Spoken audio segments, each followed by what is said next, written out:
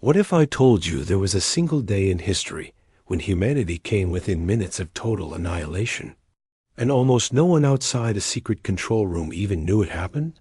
No headlines, no alarms, no public warning. Just one person, standing between us and the end. The scariest part? It wasn't science fiction. It was real. And the reason it happened could still happen again. Before we begin, what do you think almost destroyed the world?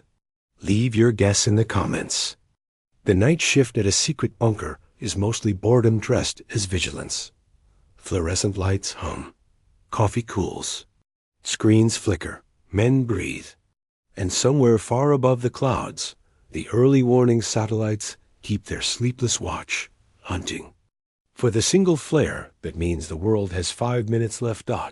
It was after midnight near Moscow, September 26, 1983, when Lieutenant Colonel Stanislav Petrov walked into the Serpukhov 15 Command Center. A glassed-in balcony overlooked a horseshoe of consoles blinking anemic green. Operators settled in, ashtrays positioned like compass roses around the room. Petrov took his place at the duty commander's desk, eyes brushing the giant status board that showed the United States as a pale outline on the far wall. The weather was clear. The line was quiet. This was how civilization ends, he thought, not with a siren, but with routine. They called the system OKOI, a fleet of early warning satellites staring down over the northern hemisphere, looking for the thermal bloom of a U.S. intercontinental ballistic missile breaking free of its silo. If a launch was detected, a chain of command would ignite. Verify, escalate, decide. Somewhere in that chain lived the unthinkable. The job was simple. Don't blink. At 0:15, a chime sounded. Soft, almost polite. A single word strobed red on the main screen. Colon launched. One missile.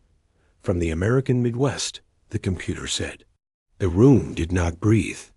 A duty officer's hand hovered over a phone that would connect them to the general staff. Petrov raised. His palm hold. He asked for confirmation. An operator's voice came back, thin with static. Satellite confirms launch signature. Another voice. Ground radar negative. Of course, ground radar was negative. It was too early. The Earth's curve still sheltered the horizon. Petrov stared at the clock. In 4 minutes, the radar would see what the satellite saw. Or it wouldn't.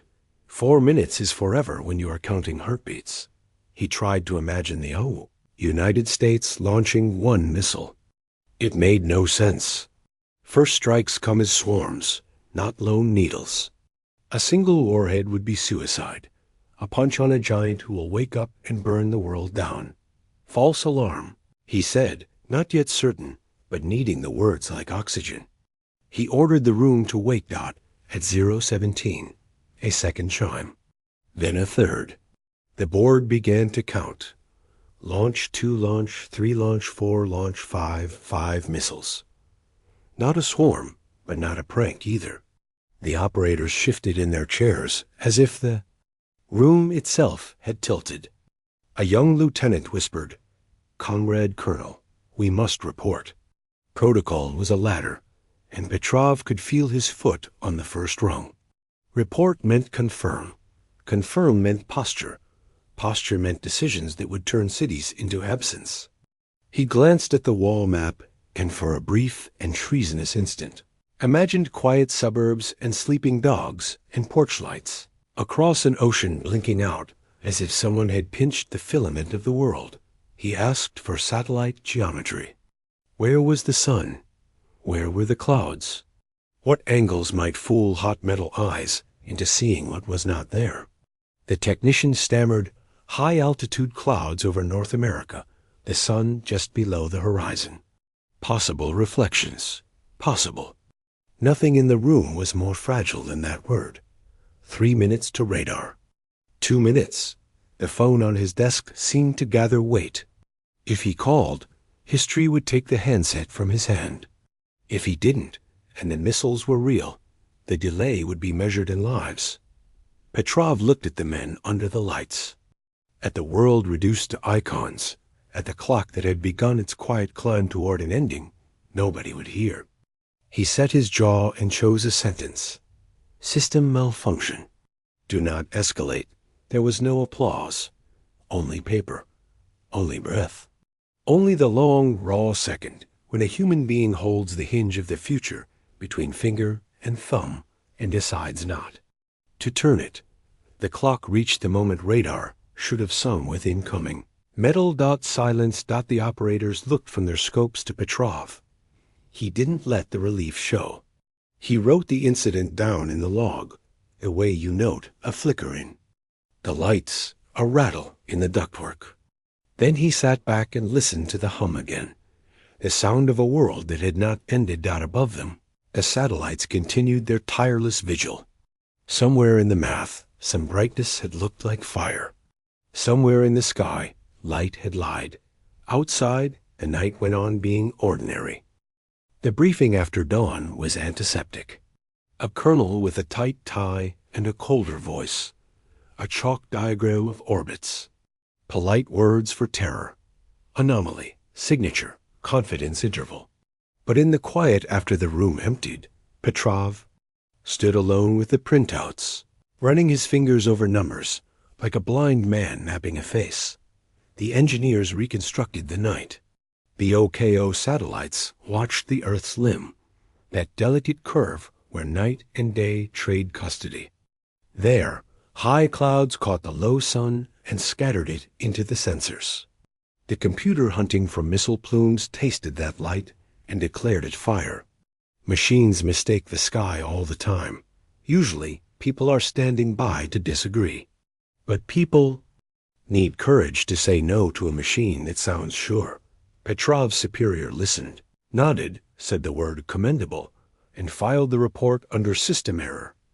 No ceremony, no newspaper, no headlines. Somewhere, a clerk stamped a form. That weighed less than a feather, and more than a city. He took the train home to his small apartment. His wife poured tea. He did not tell her.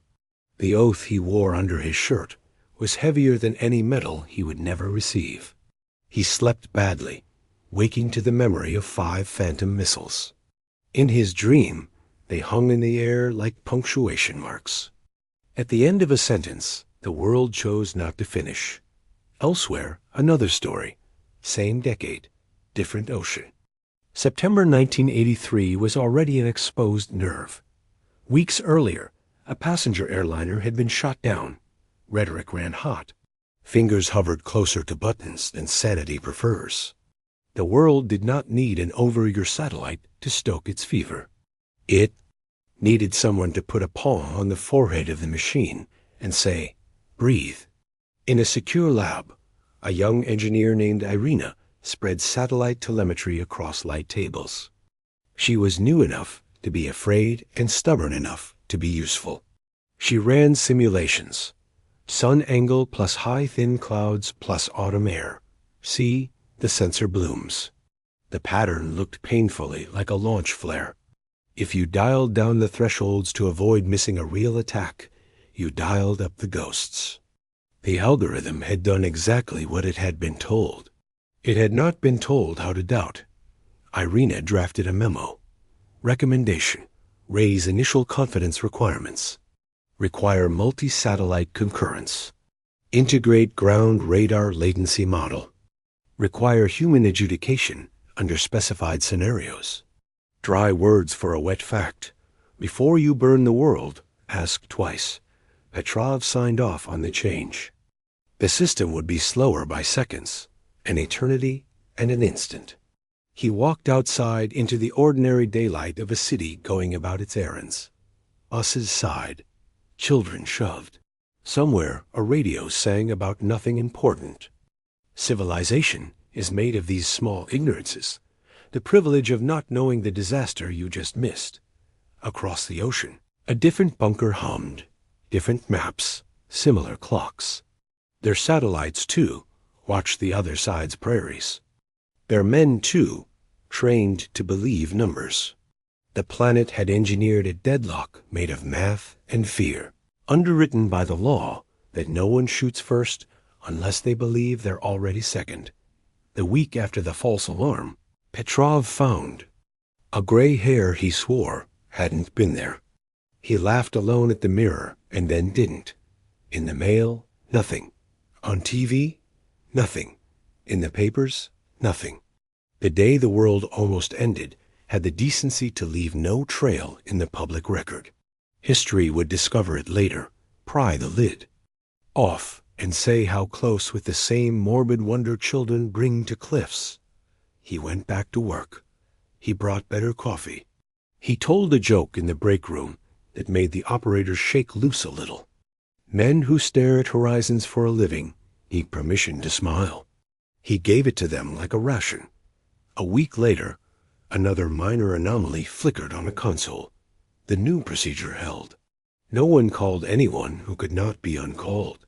The room exhaled.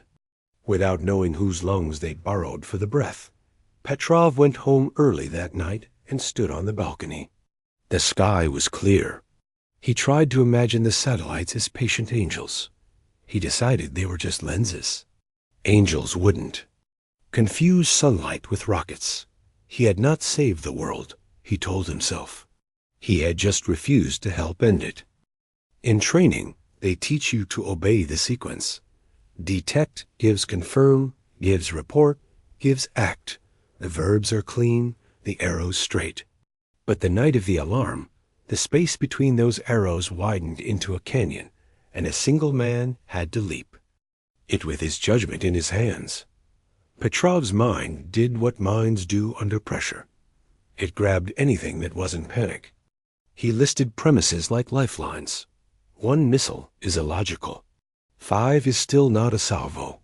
U.S. doctrine favors overwhelming force. Soviet doctrine assumes the same. The satellite is new. Ground radar is old, but honest.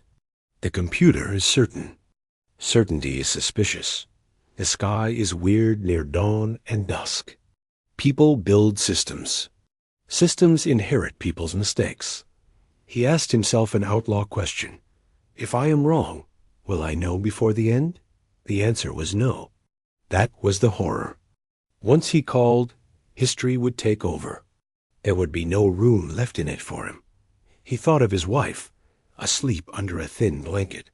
He thought of a supermarket cashier who always smuggled a smile into the transaction. He thought of strangers he would never meet and felt an urgent tenderness for them that embarrassed him. A lieutenant reached for the red phone again. Petrov covered it with his palm. We wait. They waited. Every second bred a version of him in some alternate reality. In one, he reported. In another, he hesitated longer. In another, he ran. He imagined the general's face if he called, and it was a glitch. He imagined the general's face if he didn't, and it wasn't. Both faces were older than his courage. A beeping cadence tried to hypnotize the room into automation. He refused the trance. He asked the operator at the far console to recalibrate. A sensor. He asked for a manual cross-check. He walked to the big board like a man approaching an animal he doesn't want to spook. The clock dripped its cold seconds. Somewhere in North Dakota, real missiles slept like snakes in their concrete burrows, indifferent to the theater hundreds of miles above them, where light was playing at fire. At T plus 180 seconds. The ground radar should have begun to taste the incoming. It didn't. Petrov swallowed. Hold, he said, this time to himself. The room obeyed anyway. At T plus 240, the radar still said no. The satellite still shouted yes. Two truths incompatible. The world hangs together by agreements about reality. When reality splits, someone must choose which half to love. He chose the half with people in it. System error, he wrote, committing the heresy to paper where it would have to sit next to his name for the rest of his career, like an unruly cousin. Later, a superior would ask him why. He would say the words that make bureaucrats itch. Intuition. They would call it unscientific. He would call it human. In the chain of command, he was the only link with a conscience, the only instrument capable of weighing a world against a probability. The missiles did not arrive because they had never been real. The room relaxed with an awkwardness that made it clear they all understood how close they had been to a future that smelled of Ashdod officially. Petrov's reward was a reprimand for incomplete log formatting. Unofficially, the operators bought him better cigarettes. Years later, strangers would call him a hero. He would shrug and say he was just doing his job. The truth sat between those statements like a secret chair. He aged into anonymity, his story, wandering out of the classified shadows only when the Cold War's paperwork began to yellow and loosen. When people finally asked him how it felt, he said, like being the only one at a concert who knows the music is stopped. What the world owes him cannot be paid. What he owed the world, he paid in a currency no bank can store, a refusal. History keeps a drawer labeled almost. Open it and the air smells faintly of ozone. 1962, Caribbean Deep. A Soviet submarine, B-59, running hot and hunted during the Cuban Missile Crisis. Dove under the harassment of U.S. ships dropping practice. Depth charges. In the metal womb of the sub, heat rose above 45 degrees Celsius. Air thinned. The captain and political officer believed war might already have started. The sub carried a nuclear torpedo. Launching it required the consent of 3 men. 2 sighed yes. 1 said no. Vasily Arkhipov. He convinced them to surface instead. The world that did not end that day never learned his name until long after it had. Finished thanking other people. 1979, a room in Colorado. At NORAD, warning screens screamed as if bitten. The U.S. appeared under massive Soviet attack. Jets scrambled. The National Emergency Airborne Command Post warmed its engines. Then someone noticed. A training tape had been loaded into the live system. The scenario on the tape had spilled into reality like dye into water. 1980. Again, another false alarm. A malfunctioning 46-cent computer chip multiplied Phantom missiles across a map. The presidency was informed. The country did not panic. Because the country did not know. 1995, Norway. Scientists launched a research rocket to study the aurora, having informed Moscow through proper channels. Somewhere in the radar logic, the message got lost. The Russian warning system mistook the rocket for a submarine-launched missile. The nuclear briefcase, the Cheget, was open for President Yeltsin. He had a few minutes to decide whether to see curiosity or apocalypse in a bright line climbing over the Arctic. He chose curiosity. 1961, North Carolina. A B-52 broke apart in midair, dropping 2 nuclear bombs over Goldsboro. One of them went through 5 of its 6 arming steps. The last safety? A humble low-voltage switch did not close. The farmers, who watched a metal thing fall out of a winter sky, never got the version of the story with the phrase, 1 switch away. There are more. Radar echoes from the moon mistaken for metal. Migrating geese blooming like incoming warheads. Sun glint. Software updates gone feral. Each time, humans stood between the machine's certainty and the trigger's appetite. Binds these stories is not just luck. It is character under fluorescent lights. Arkhipov refusing, Petrov doubting. Unknown officers asking a second question when the first answer wanted blood. Training matters, doctrine matters, hardware matters. But on the worst day, a person matters more. We have built better sensors now, better fuses, better math. We have also built speed, the enemy of reflection, and complexity, the enemy of certainty. Hypersonic flight shortens the pause where courage fits. Automated decision aids promise to think faster than fear. A is will calmly assign probabilities to endings they cannot grieve. Somewhere today, in another bunker. Another young officer is learning how to sit still while numbers try to bully him. He will be told that hesitation kills. He must also learn that sometimes hesitation saves. The day the world almost ended is not a single day. It is a recurring weather pattern, rare, deadly, invisible to most. We pass through it the way a city passes through a hurricane, largely intact because a few walls held. We tell these stories not to romanticize roulette, but to remind ourselves what kind of world we live in, one where civilization's continuity occasionally depends on the Shishin. Quiet moral physics of one person who refuses to let momentum do the thinking. What do you do with a history like this? A cabinet of near misses, lined with the fingerprints of strangers who saved you before you were born. You can turn it into a superstition about fate.